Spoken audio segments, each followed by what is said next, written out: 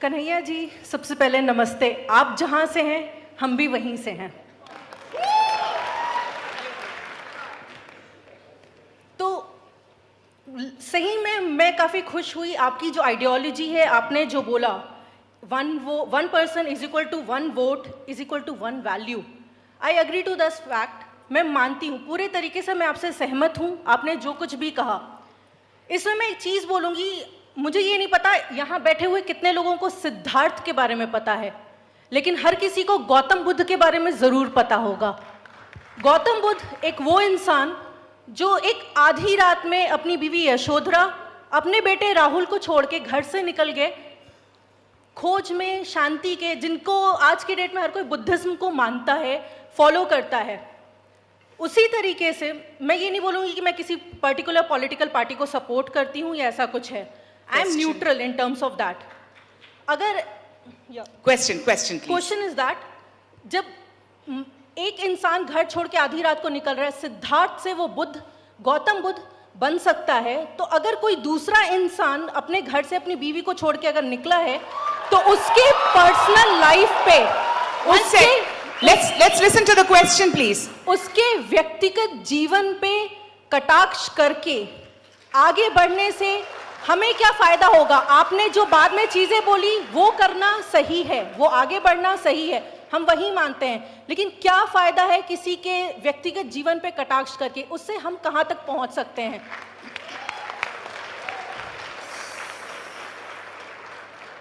सबसे पहली बात तो बहुत बहुत शुक्रिया आपका। आपने कहा कि आप वहीं से हैं जहां से मैं हूं। मुसाफिर हूं यारों, ना घर है ना ठिकाना। हिंदुस्तान है, कहीं के भी हो सकते हैं हम लोग, उसमें कोई दिक्कत नहीं है। ये जो बात आपने कही है कि one person one vote one value, ये मेरी बात नहीं है, ये बाबा साहब भीमराव अंबेडकर ने कहा है। और जो मूल प्रश्न है आपका कि किसी भी इंसान के व्यक्तिगत जीवन पे कटाक्ष क्यों करते हैं, बिल्कुल नहीं करना चाहिए जब तक वो जीवन व्यक्तिगत है। और वो जीवन व्यक्तिगत कैसे नहीं है, ये मैं आपको बता देता हूँ। मेरी माँ है, आपकी भी माँ होगी, हम सबकी माँ है, ये कोई नई बात नहीं है। और हर किसी का अपना एक स्ट्रगल होता है। ऐसा नहीं है कि हम कोई बड़ा तीर मार दिए हैं और आप कुछ नहीं अपने जीवन में किए हैं। हर इंसान अपने जीवन में एक स्ट्रगल करता है, लेकिन जब उसका मार्केटिंग किया जाता है, इसको आप समझिए कि मार्केटिंग क्या होता है। मार्केटिंग ये होता है कि आप कितने भी नालायक क्यों ना हो, नोटबंदी के बाद अगर आपकी माँ 90 बरस की होगी तो आप उसको एटीएम के बाहर नहीं खड़ा करेंगे, ये मेरा भरोसा है। लेकिन अगर 90 साल की माँ को कोई अगर एटीएम के बाहर खड़ा कर दे तो ये व्यक्तिगत बात नहीं है, ये मार्केटिंग है, ये सार्वजनिक बात है। और ये सार्वजनिक बात जब है तब उसका क्रिटिसिज्म भी किया जाएगा। उस माँ को मैं नमस्कार करता हूं, मैं अपना आदर प्रस्तुत करता हूं उनको। उस माँ के प्रति मैं कोई कमेंट नहीं करना चाहता हूं, लेकिन जो नालायक बेटा है, उस नालायकी को छुपाने के लिए जब वो अपने माँ का इस्तेमाल करता है, तब हमको उस पर सवाल करना चाहिए, हमको सवाल पूछना चाहिए।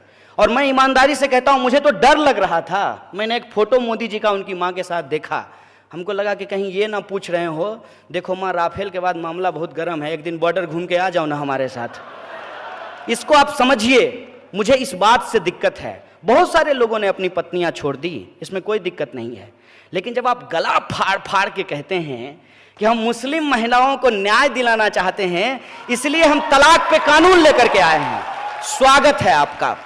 आप यदि मुस्लिम महिलाओं को न्याय दिलाना चाहते हैं, आप कानून लेकर के आए हैं, स्वागत है आपका। लेकिन उन महिलाओं का क्या जो बिना तलाक दिए ही जिनको छोड़ करके भाग गए हैं लोग, उनका क्या? और ये सवाल मैं क्यों उठा रहा हूं, आप मुझे बताइए कि वो इतने साल से राजनीतिक जीवन में हैं, ये पत्नी का सवाल कब उठ करके सामने आया है? जब चुनाव आयोग ने कहा कि यदि आप शादीशुदा हैं तो उस कॉलम को आप छोड़ नहीं सकते हैं, उस कॉलम को आपको भरना पड़ेगा। और ये क्या होती है? ये एंटी विमेन मानसिकता जो है, मैं उसके खिलाफ हूं और उससे जोड़ करके मैं देखता हूं। और उसको आप समझिए मैं कैसे देखता हूं। व्हाट्सएप पे आपके ऊपर मैसेज आएगा पत्नियों के खिलाफ तमाम तरीके का मैसेज जो है वो आएगा, उसमें औरतों के खिलाफ और पत्नियों के खिलाफ आपको मैसेज मिलेंगे। अगर शादी इतनी ही बुरी चीज है, अगर शादी करने वाले सारे लोग खराब ही होते हैं, जो भी शादी करता है वो समाज में लूटता है और लूट मार मचाता है, तो मुझे बताइए गब्बर सिंह की तो शादी नहीं हुई थी, वो किसके लिए लूट रहा था? असल मुद्दा यह है कि जो शादीशुदा जिंदगी जीने वाले लोग हैं, अपने जो जीवन के जद्दोजहद में वो लगे रहते हैं, उस बात को डिमीन करने के लिए, उस बात को नीचा दिखाने के लिए और इस बात को बढ़ा चढ़ा करके स्थापित करने के लिए कि यदि हम शादीशुदा नहीं किए हैं तो हम बाय डिफॉल्ट ईमानदार हैं, क्योंकि हम किसके लिए चुराएंगे। और ये कोई मोदी जी की बात नहीं है, मैं आपको याद दिलाना चाहता हूं, जब अटल बिहारी वाजपेयी प्रधानमंत्री बने थे तब भी यही कहा गया था कि अटल जी किसके लिए चुराएंगे, क्योंकि उनको तो कोई है ही नहीं, वो शादी ही नहीं किए हैं। फिर मोदी जी के लिए यही बोला गया कि वो शादी ही नहीं किए हैं, वो किसके लिए चुराएंगे। और अब योगी जी के लिए बोला जा रहा है कि वो शादी ही नहीं किए हैं तो किसके लिए चुराएंगे। मतलब इस देश में जो लोग शादी कर लिया है वो सिर्फ और सिर्फ चोरी करता है। चंबल के जितने भी डाकू हैं वो शादीशुदा नहीं हैं, वो क्यों लूट रहे हैं ये मुझे समझा दीजिए। ये जो औरत के खिलाफ मानसिकता है, औरतों के खिलाफ जो मानसिकता है, हम उस मानसिकता के खिलाफ हैं। क्यों हम स्वीकार नहीं करेंगे, हमको बताइए। अगर हमने शादी की है तो कोई अपराध किया है क्या, कोई पाप किया है कि हम स्वीकार नहीं करेंगे कि हमने शादी की है? हम इसलिए छुपाते हैं ताकि वो जो हमारा मार्केटिंग है उस मार्केटिंग का पॉइंट कम हो जाएगा। और ये जो मार्केटिंग के पॉइंट हैं, इस पॉइंट पे हमको किसी इंसान को नहीं जज करना है, हमको उस व्यक्ति के प्रधानमंत्री के बतौर क्या काम है इस पे हमको जज करना है। लेकिन बतौर प्रधानमंत्री जो वो काम नहीं किए हैं, इसी बात को डाइवर्ट करने के लिए वो माता और पत्नी के पास पहुंच जाते हैं। कौन ऐसा बेटा होता है मुझे बताइए तो, माँ का पैर छूते हुए फोटो खिंचवाता है, कैमरा लेकर के माँ से मिलने के लिए जाता है? कौन ऐसा बेटा होता है? इस बात को समझिए, मैं उस साजिश के खिलाफ हूं कि जब कोई इंसान अपनी जो हकीकत है उसका मार्केटिंग करके सवाल को गुमराह करने लगे, तो इस साजिश को हमको समझना चाहिए। और इस बात से मैं पूर्णतः सहमत हूं कि किसी भी व्यक्ति के व्यक्तिगत जीवन पर कटाक्ष नहीं करना चाहिए। मसलन कोई भी व्यक्तिगत जो बयानबाजी होती है व्यक्तिगत जीवन को लेकर के, उससे बचने का प्रयास करना चाहिए। लेकिन जरूरत इस बात की है कि वो बात व्यक्तिगत हो। सार्वजनिक जीवन में अगर कोई बात है तब उस पर बात बोली जाएगी। वो उस महिला ने सवाल किया ना कि सिद्धार्थ को कोई नहीं जानता है, महात्मा बुद्ध को हर कोई जानता है। वो इसलिए जानता है क्योंकि वो अपनी पत्नी को छोड़ करके चले गए थे। एक ही घटना को दोनों तरीके के तर्क के लिए इस्तेमाल किया जा सकता है। मैं आपको बता देता हूँ कि जब तक शादी नहीं किए होते, जब तक गृहस्थ जीवन का सुख नहीं लिए होते, तब तक सन्यासी नहीं बन पाते, सेम घटना। और दूसरा, जो गृहस्थ जीवन में फंस जाता है वो सन्यासी नहीं बन पाता है। सेम घटना को अलग अलग तर्क से इस्तेमाल किया जाता है। और शादी की जहाँ तक बात है, मैं आपके प्रश्न पे आऊँगा, तो कालिदास तो शादी करने के बाद कालिदास बने थे ना। ये सवाल नहीं है, शादी मुद्दा नहीं है, असल मुद्दा क्या है उस पर हमको पहुँचना चाहिए। ये जो हम लोग बाइनरी बनाना शुरू कर दिए हैं ना, ये बाइनरी हम अपने दिमाग में क्यों क्रिएट करते हैं, इस हकीकत को समझिए। ये एक डिजाइन की तहत हमारे दिमाग को ट्रेंड किया जा रहा है कि हम हर चीज को युग्म में देखें, बाइनरी में देखें। मसलन आप टीवी चैनल खोलिए तो उसमें बीच में आपको एक रेफरी मिलेगा, 3000 पे एक इधर से जो है फाइटर रहता है और 3000 पे उधर से एक फाइटर रहता है, और एक हिंदू की तरफ से फाइट करेगा और दूसरा मुसलमान की तरफ से फाइट करेगा। और गेटअप भी पूरा तैयार करके आता है, बड़ी सी दाढ़ी, टोपी, बड़ा सा चंदन, पूरा गेटअप में आता है। और बीच में वो एंकर जो है वो रेफरी बना हुआ है और आपको हिंदू मुसलमान का फाइट चल रहा है।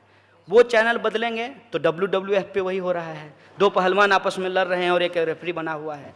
उसके बाद अगर आप किसी अपने जीवन के दूसरे स्फीयर में जाएंगे तब भी आपको यही फाइट दिखाई देगा। मसलन, अरे ये तो मोदी जी का समर्थक है, अरे ये तो मोदी विरोधी है। ऑफिस डिवाइडेड है। घर में जाइए तो आपका डिनर टेबल डिवाइडेड है, पापा मोदी जी के समर्थक हैं, मम्मी मोदी जी की विरोधी हैं। मतलब इस तरीके का डिवीजन आपको हर जगह दिखाई मिलता है। ये जो डिवीजन है ये डिवीजन गलत है। जीवन ऐसा नहीं होता है। जीवन में दिन और रात के बीच में एक ऐसा वक्त होता है जो ना दिन होता है ना रात होता है। लाइफ में चीजें हमेशा ब्लैक और व्हाइट नहीं होती है, वो ग्रे भी होता है।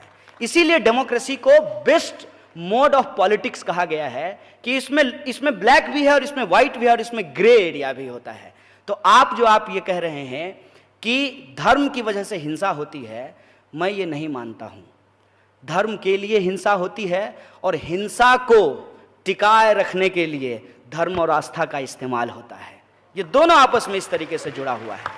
और ये जो संबंध हैं, ये जो मैंने आपको बार बार कहा कि जो इनइक्वलिटी है, उस इनइक्वलिटी को टिकाए रखने के लिए धार्मिक और जातीय बहस को जबरदस्ती जिंदा किया गया है। जो हिंसा है इसके आधार पे उसको जबरदस्ती जिंदा किया गया है, ताकि इनइक्वलिटी और लूट जो है देश में वो आपको दिखाई नहीं दे। इस देश में एक कंपनी है, जो कंपनी प्रत्येक दिन पिछले 1 साल में 300 करोड़ रुपया कमाई है, रोज 300 करोड़ रुपया कमाई है। और आपको ये लगे कि अरे वो तो भाग्यशाली है क्योंकि उसकी माँ का कोख जो है वो वीआईपी है, और हम तो भाग्यशाली नहीं है क्योंकि हमारी माँ का कोख वीआईपी नहीं है। जबकि आपकी माँ ने भी आपको 9 महीने पेट में रखा है, उसकी माँ ने भी आप उसको जो है 9 महीने ही कोख में रखा होगा, लेकिन वो वीआईपी हो गया पैदा होते ही, और हम जो है दलित हो गए पैदा होते ही। ये जो डिफरेंसेज है, इस डिफरेंसेज को टिकाए रखने के लिए धर्म का इस्तेमाल होता है। वरना आप किसी भी रिलीजियस टेक्स्ट को जाकर के पढ़ लीजिए, वो मानवता की बात करता है, मानव मुक्ति के कल्याण की बात करता है। लेकिन ये सवाल आज हमारे सामने नहीं आ रहे हैं। हमारे सामने सवाल क्या आते हैं? जैसा आपने प्रश्न किया वैसा ही एक प्रश्न मुझे पूछा गया। एक मुसलमान लड़के ने कहा कि लोग मुझे बार बार कहते हैं कि कुरान मानते हो कि संविधान मानते हो। तो हमने उसको कहा था कि ये संविधान ही आपको आपका कुरान मानने की इजाज़त देता है, और आपका कुरान कहता है कि जिस देश में रहते हो उस देश का कानून सबसे ऊपर होता है। तो मुझे बता दीजिए कि एक दूसरे का कॉन्ट्राडिक्टरी कहाँ है ये? गीता क्या कहते हैं? गीता में लिखा हुआ है कि कर्म ही पूजा है, कर्म ही भगवान है।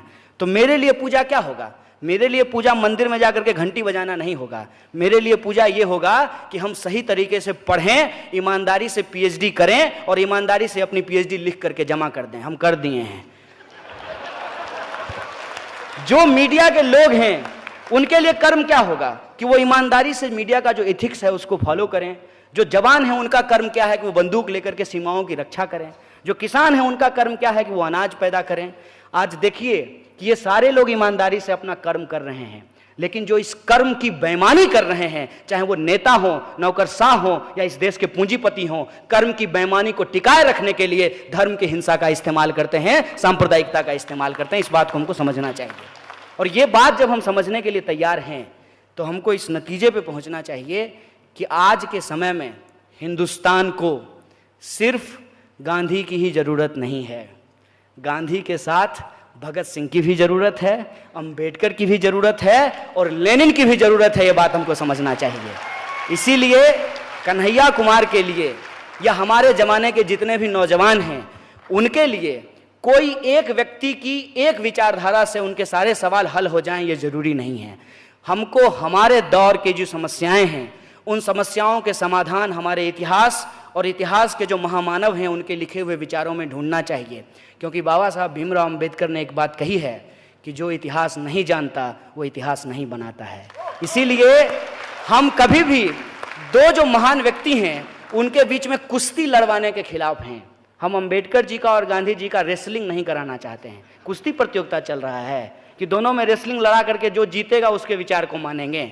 जहां गांधी सही हैं वहां गांधी को मानेंगे, जहां अंबेडकर के विचार हमको सही लगते हैं वहां अंबेडकर को भी मानेंगे। क्योंकि हमको हमारे वक्त का अंबेडकर भी बनना है, गांधी और भगत सिंह भी बनना है, फातिमा और फूले भी बनना है, बिरसा भी बनना है और लेनिन भी बनना है। ये हमारी जिम्मेवारी है। बहुत बहुत धन्यवाद।